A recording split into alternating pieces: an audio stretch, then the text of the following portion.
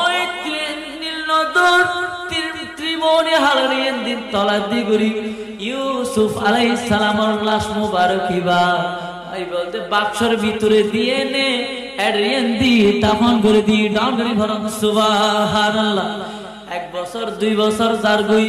এতুল ইসুফ আলাইহিস সালামের লাশ মুবারক লই বাজি বাজে ফানি গিন যেতে বিভিন্ন জায়গা যার বিভিন্ন কেতু খোলারে নিজাতে যার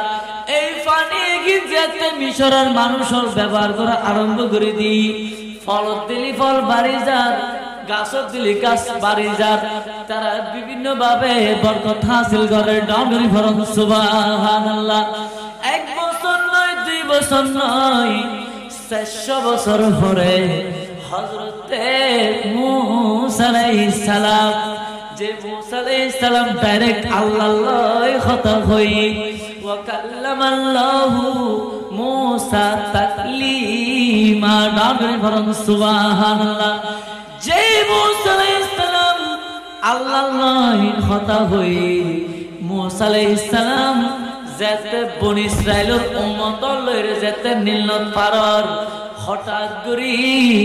মূসা আলাইহিস সালামের নবুয়তের সুখ যেতে নীল নদরিকে দি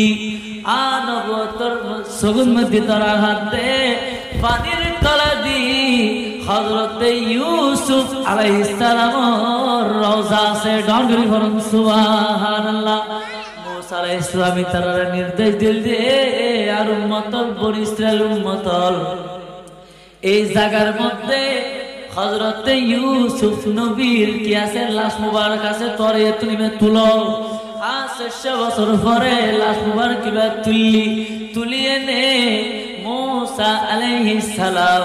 ইবা হাত মুবারক লই বনি ইসরাইলের উম্মতর বেগুন লই তুন লই যাতে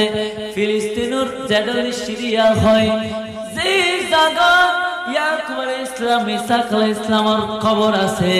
ওই জায়গার মধ্যে লই যাইনে 400 বছর পরে ইউসুফ আলাইহিস সালামের লাশ মুবারক বেড়াবার দাফন করি ডাঙ্গরি ভরন সুবহানাল্লাহ। যদি মানুষ মারা জনম মরে বড়িবে ফুঁসে যেতে উদয় গলি যেতে উদয় তুলি 400 বছর পরে কেন লইজের কি করগি ইবেরে দাফন করগি তুলি বুঝা যাচ্ছে বহুত মানুষের বডিয়া